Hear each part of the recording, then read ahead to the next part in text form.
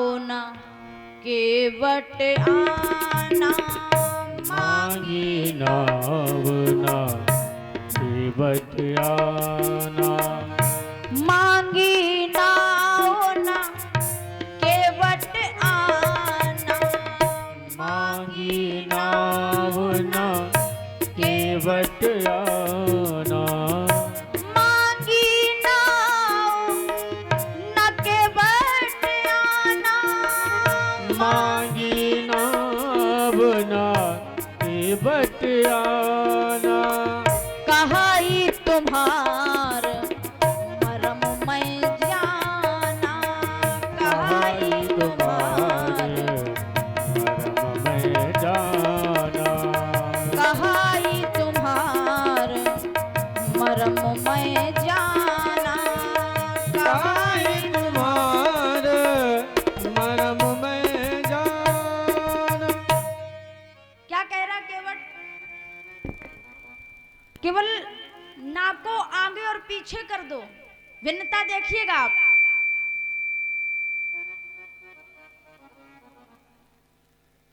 मांगी नाव न केवट आना, राम जी ने नाव मांगी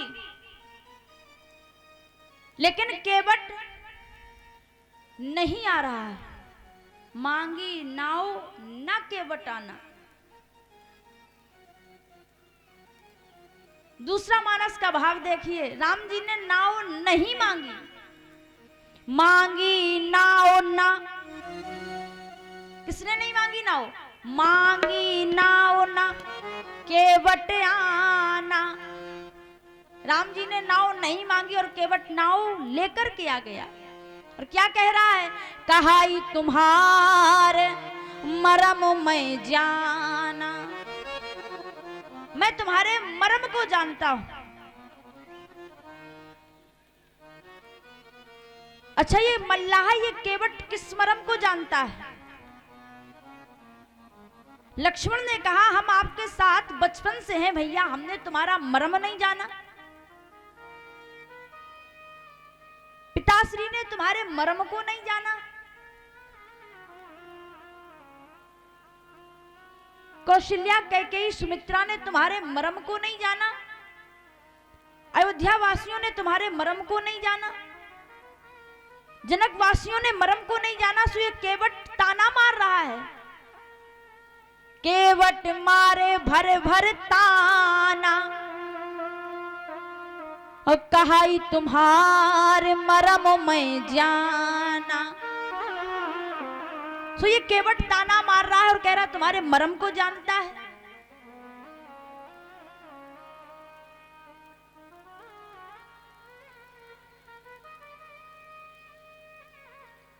राम जी ने कहा बात तो तुम सही कह रहे हो, लेकिन लक्ष्मण इन बातों को छोड़ो और इसको बुलाओ, हमें अतिशीघ्र गंगा से पार जाना है। फिर राम जी ने आवाज लगाई, केवट भैया अपनी नाव को थोड़ा जल्दी लेकर के आओ।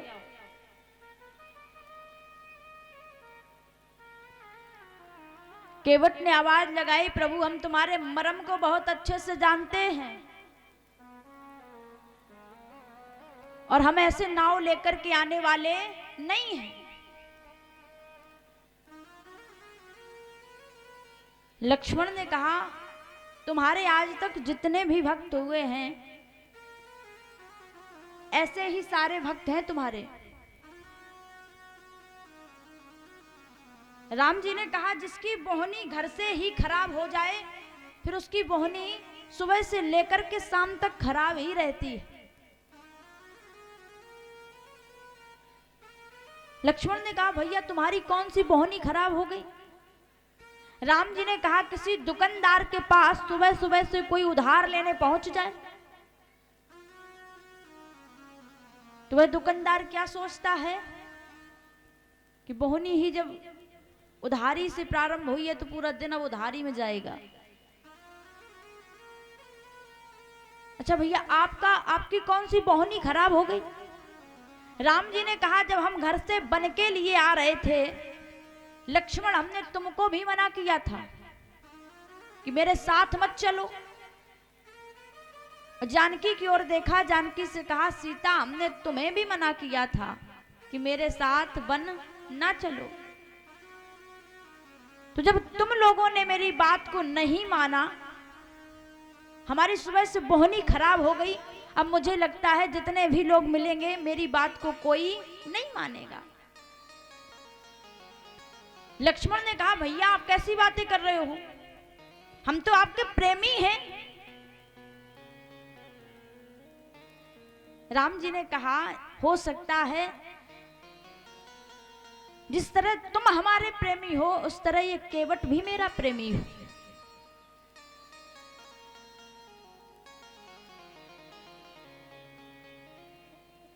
जिस तरह तुम हमारे भक्त हो उस तरह हो सकता है कि यह भी मेरा कोई भक्त हो।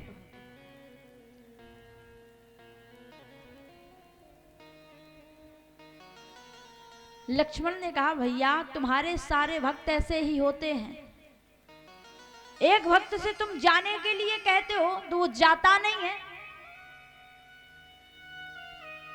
और एक भक्त को तुम बुलाते हो तो आता नहीं है। राम ने कहा ऐसा कौन भक्त है जिससे मैंने कहा जाओ तो वो जा नहीं रहा है।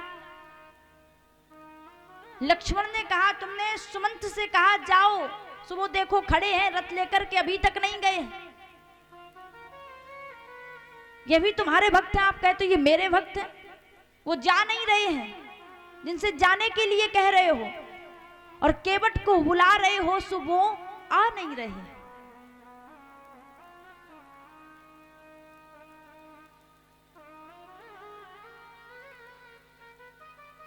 कहा ही तुम्हार मर्म में जाना।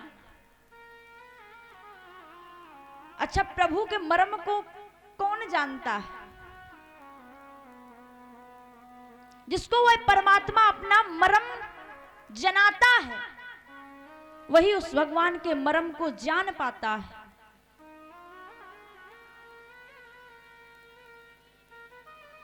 ये केवट कौन से मर्म को जानता है? तुलसी बाबा ने लिखा मानस में, बोले छुअत सिला भई नार सुहाई, छुअत सिला भई नारी सुहाई, छुअत सिला भई नार सुहाई, छुअत सिला भई नारी सुहाई, छुअत सिला भई नार सुहाई, छुअत सिला भई नारी सुहाई, छुअत सिला भई नार सुहाई, छुअत सिला भई नारी सुहाई, पाहन तेना काट कठनाई, पाहन तेना काट कठनाई, पाहन तेना काट कठनाई। छुअत सिला भई नार सुहाई। मैं इनके चरणों की रज की वह महिमा जानता हूं जो पत्थर में भी लग जाए तो सुंदर स्त्री बन जाती है, और अगर हमारी काट की नौका में लग गई तो महाराज ये तो पत्थर से तो काट कोमल होता है, और ये छोड़ दो मेरी नाव तो निरंतर पानी में रहती है, और किसी लकड़ी को कठोर हो उसको पानी में डाल दो तो वो फूल जाती है तो और कोमल हो जाती है। और जब इनके चरणों की रज हमारी नौका में लग जाएगी तो ये नौका स्त्रीलिंग शब्द है तो सुंदर स्त्री बन जाएगी।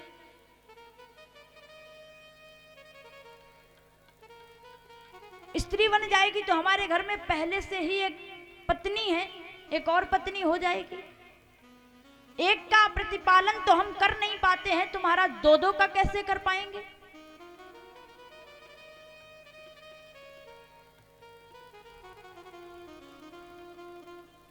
फिर राम जी ने आवाज लगाई, केवट भैया नाव लेकर को आओ। केवट ने कहा प्रभु तुम्हारे मर्म को हम बहुत अच्छे से जानते हैं, लक्ष्मण ने कहा भैया ये फिर कह रहा हम तुम्हारे मर्म को जानते हैं। ये वही केवट है जो सोच रहा है प्रभु जहां पर आपका प्राकट्य हुआ वह आपको अपने पास नहीं रोक पाए। वो दशरथ जी महाराज जो प्राणों से भी ज्यादा प्रेम करते हैं, वो दशरथ जी महाराज भी आपको बनाने से मना नहीं कर पाए। वो जनकपुरवासी आपको अपने पास नहीं रोक पाए।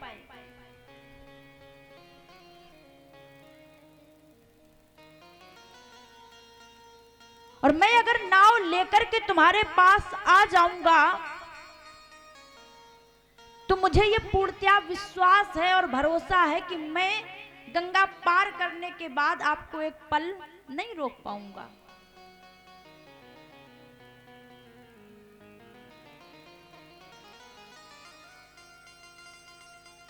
राम ने फिर आवाज लगाई, केवट थोड़ा शीघ्र पार कर दो मुझे। केवट ने कहा प्रभु आज आपको बहुत जल्दी है।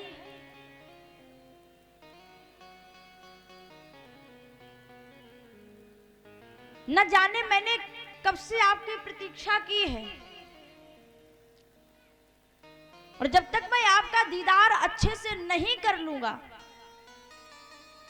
तब तक मैं नाव लेकर के आने वाला नहीं हूं। ये वही केवट है जो अगले जन्म में एक कछुआ था और कच्छप का रूप होने के बाद जब क्षीर सागर में भगवान नारायण के पास जाता था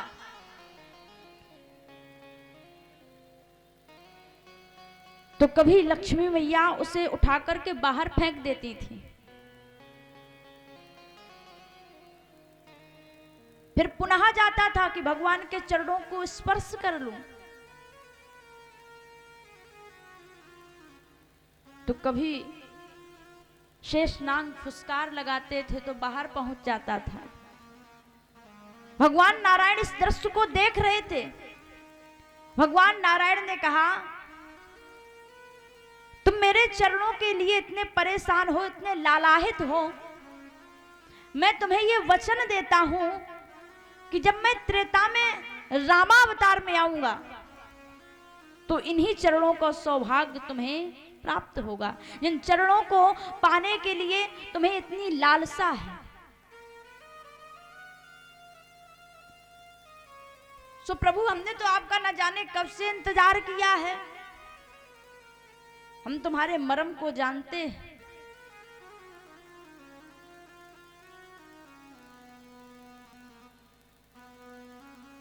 राम जी ने कहा अच्छा केवट फिर मुझे तुम पार कैसे करोगे?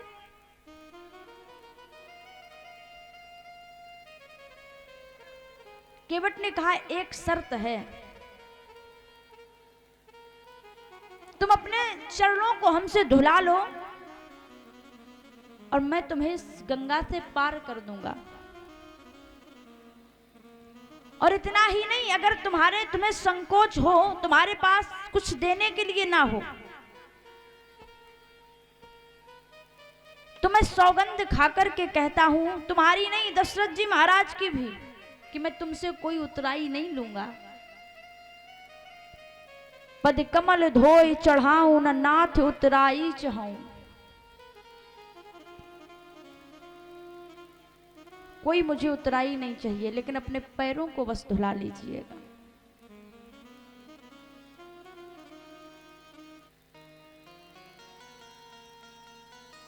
राम ने कहा केवट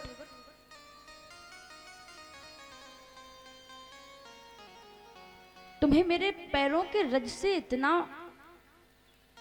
मन में भ्रम है कि तुम्हारे नौका में लग जाएगा तो स्त्री बन जाएगा।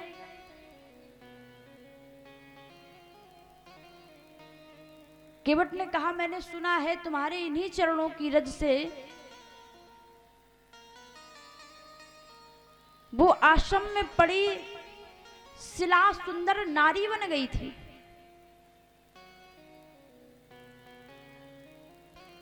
केवट की बातें सुनकर के भगवान मुस्कुराने लग गए। सुन केवट के बैन प्रेम लपेटे अटपटे। प्रेम से लिप्त है वो शब्द।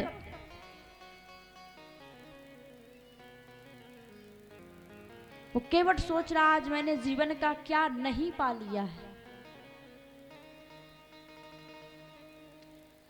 केवट ने कहा प्रभु इतनी छोटी सी बात है, बात पैरों की ही तो है, आप धुलवा लीजिएगा।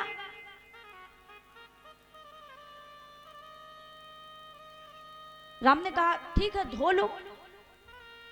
केवट ने कहा ये ना कहो धो लो, ये कहो हाँ हमारे पैरों को आप धो लो।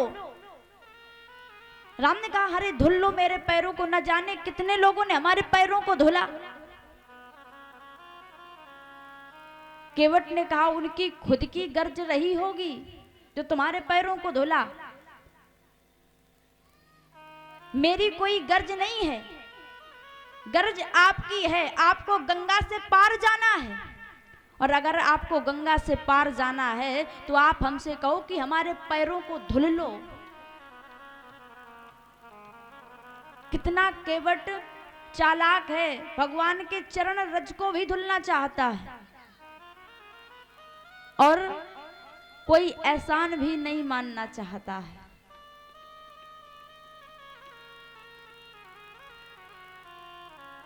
केवट ने कहा प्रभु छोटी सी बात है, आप हाँ कर दीजिएगा, और जब आप हाँ कर देंगे तभी हम आपके चरणों को धुलेंगे। क्या कहने लगा केवट, अरे बात छोटी है सर को हिला दीजिए, बात